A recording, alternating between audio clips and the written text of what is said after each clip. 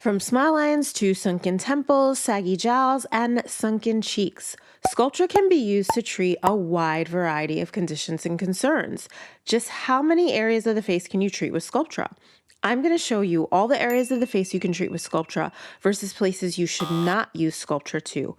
And I'll show you areas of the body that you may not have known can also be treated with Sculptra. More importantly, I'll tell you the types of results you get from Sculptra versus the type of results you get from filler. Just in case you couldn't tell, I love Sculptra because it was a game changer for me. I've been using it on myself for several years and treating patients with it. And one of the things I love about Sculptra is that it can be used for global volume restoration, which means you can treat multiple areas of the face all with one vial. You can do the temples, the cheeks, which constitute the largest surface area and aesthetic unit of the face. And you can treat multiple zones of the cheek with Sculptra too, which I love. You can treat the zygomatic or cheekbone area, the anterior area right here, and the lateral or preauricular area. You can treat the nasolabial folds or smile lines, including this area right here called the piriform fossa. The piriform fossa is a space at the base of our nose that gives it support. As we undergo bone loss from aging, the space deepens, which contributes to the nose becoming wider and angling downward as we age. Treating this area can narrow the base of the nose and support the nasal tip.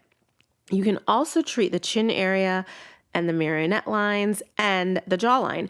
There are so many areas of the face that you can treat with Sculptra. My favorite areas to treat are the temples. Here's a treated side and the untreated side, and this area right here called the preauricular area. I think Sculptra is much more appropriate than filler to this area because filler is a thick gel, so it can't spread diffusely into the tissues the way Sculptra can. Some people treat these areas back here with filler, but oftentimes what they'll do is they'll combine it with water so that it can spread better because it just doesn't spread very well in this area. But then when you do that, you're changing properties of the filler and it probably doesn't last as long. But with Sculptra, the microparticles of PLLA are injected with water, which allows it to spread diffusely much better than a gel can. This is the reason I feel Sculptra is so much more suitable for these areas. Can Sculptra be used as a substitute for all of the areas of the face that you can use filler to? No, Sculptra is not a substitute for filler, and there's certain areas of the face that you don't want to use Sculptra to, and I'm going to explain that later on. But first I want to explain the type of results you get from filler versus the types of results you can get from Sculptra so that you'll have a better understanding of why you'd want to use filler over Sculptra to certain areas of the face.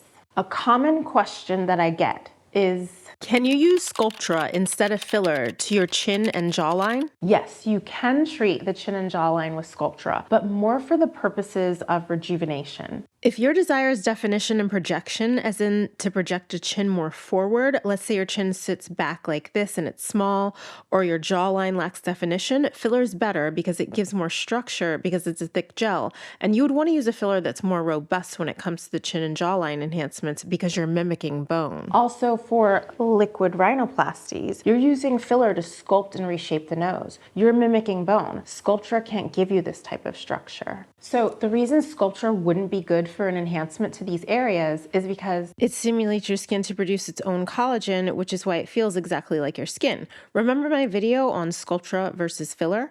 Filler is a hyaluronic acid gel, so it sits in your skin a little more firmer than your natural skin tissue, which is why you can feel it under the skin, which is why if you go overboard with filler, it can give off a hard, unnatural looking appearance to the skin tissue that can look mannequin-like. And this seems to be most apparent in the cheeks, under eye area, and let's not forget the most over-injected area of the face, the lips.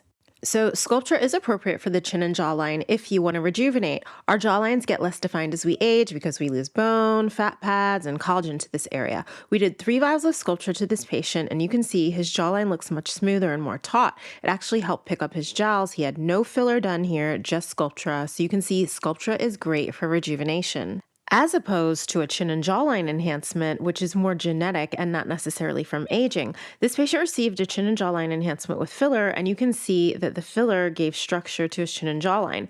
Sculptra would not add structure like this because it's your own skin tissue growing in, so it can't really mimic bone in the way that filler can. Sculptra will stimulate your skin to produce its own collagen, which is why I think it's the ultimate facial and body rejuvenator, because just like the face, your body loses collagen as you age, which is why you can be the most fit person in the world, but your skin will lose elasticity. Where can you use Sculptra on the body? A lot of women get wrinkles in the chest area from sun damage or from the skin folding in together while sleeping. As you can see here, we did 1 vial of Sculptra, and you can see the quality of her skin looks better. It's less crepey and she has less wrinkles, and this is only 1 vial. You can also treat the upper inner arms, which tend to affect women more, the elbow skin, the abdominal skin. I actually treated my abs last year. I've only done 1 vial so far, and I definitely need to do more. The buttocks, it can be used for a few conditions here, for cellulite and textural irregularities and loss of collagen from aging, which will happen to all of us, which is why people notice their butts going south as they age. Even if you work out, we lose collagen to the skin tissue to this area, which is what this patient started noticing. She only had 2 treatments, and you can see that she has improvement to the quality of her skin, but I only treated her cellulite 1 time during her first treatment, so these are her results with only 1 treatment targeting her cellulite. And you can see she has less dimpling, so Sculptra works really well for cellulite.